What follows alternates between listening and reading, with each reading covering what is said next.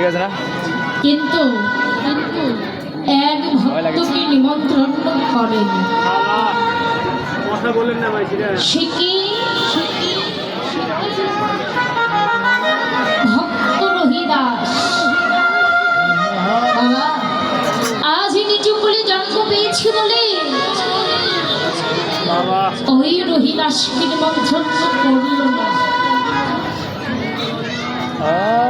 রহিদাস আবার মনে মনে ভাবছি,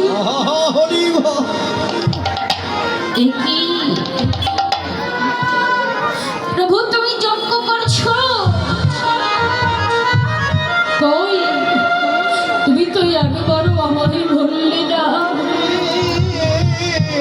ও এ জগতে কি জগতে আমি নিচু বলে জন্ম পেয়েছি বলে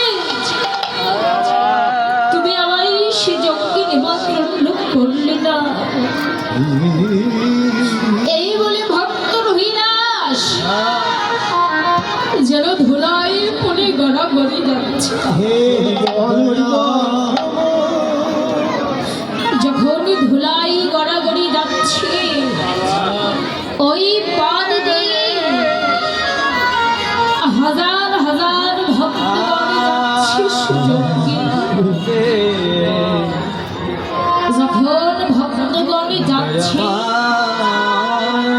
রহিদাস আবার মনে মনে ভাবছি, শুনেছি জগতে ভক্তির কৃপা হলে ভগবানের কৃপা হইল না। যখন একে একে করে ভক্ত যাচ্ছে ওই ভক্তির শরণের ধুলি অঙ্গে মারছে। এবার ভক্তগণ বললেন কি এমন করে অঙ্গে কেন ধুলো বলে মারছে? হঠাৎ করে রহিদাস আবার খিদে খিদে বলছে, তোমরা তো যাচ্ছ সেই যজ্ঞে, সে যজ্ঞে তো আমার আর যাওয়া হলো না। তাই আমি তোমাদের কেন প্রণাম করলাম জানো? তোমরা গিয়ে যখন আমার গৌর হরিকে প্রণাম করবে তখন আমার প্রণামটা ওই গোবিন্দ শরণে পৌঁছে যাবে। হরিবল হরিবল। এই জন্য আমি তোমাদের প্রণাম করলাম। তখন ভক্তগণ বললেন কি রহিদাস তুমি জানো না এ জগতে যে ভক্ত ভগবানকে ভালোবাসে ভগবান সে ভক্তকে দুঃখ কষ্ট দিতে বড় ভালোবাসে।